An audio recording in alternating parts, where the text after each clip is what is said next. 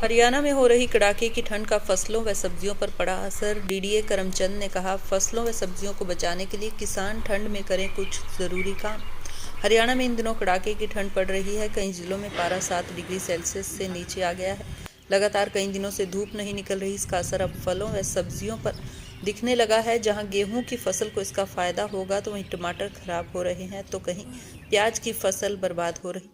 सरसों के पेड़ भी प्रभावित हो रहे हैं। कुरुक्षेत्र डीडीए करमचंद ने कहा कि हरियाणा में लगातार कड़ाके की ठंड पड़ रही है, जिससे फसलों व सब्जियों पर असर पड़ रहा है।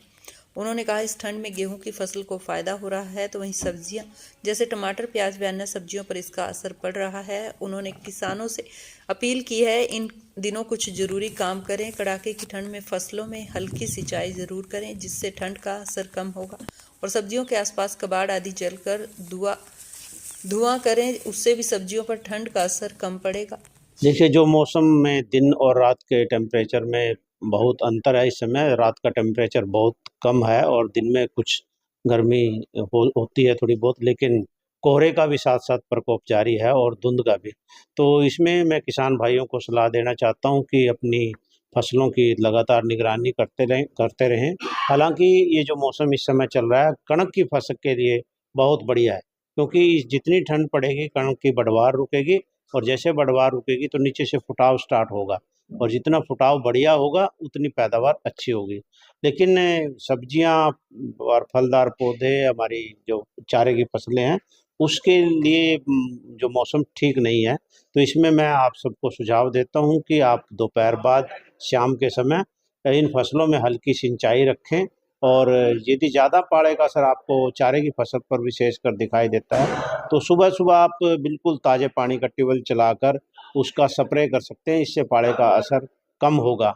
आलू की फसल या अन्य सब्जियां जितनी भी हैं, उसमें भी आप देखेंगे कि पाले का असर ज़्यादा है, तो उनकी पत्तियां मुरझाने लगती हैं या सिकुड़ने लगती हैं, तो पाला वो सहन नहीं कर पाती।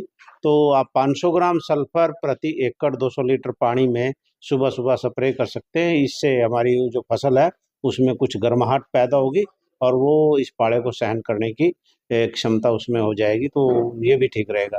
और साथ साथ किसानों से मेरा अनुरोध है कि वो अपने जितनी भी कोई स्प्रे करना उनको, वो दोपहर बाद ही करें, सुबह के समय बिल्कुल ना करें, ताकि जैसे जैसे ठंड रात को बढ़ती है तो जो स्प्रे आपने किया है उसका असर भी ठीक से हो और वो फसल भी पाले से बच सके।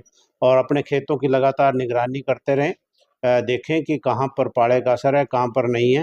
हालांकि हम अगर कोई पर्टिकुलर एकड़ है जिसको हमने बचाना है, तो उसके चारों तरफ सिर्फ थोड़ा हल्का धुआं भी कर सकते हैं। हालांकि ये मौसम के विपरीत है, लेकिन वो उसको बचाता है, गर्माहट देता है उस एरिया को।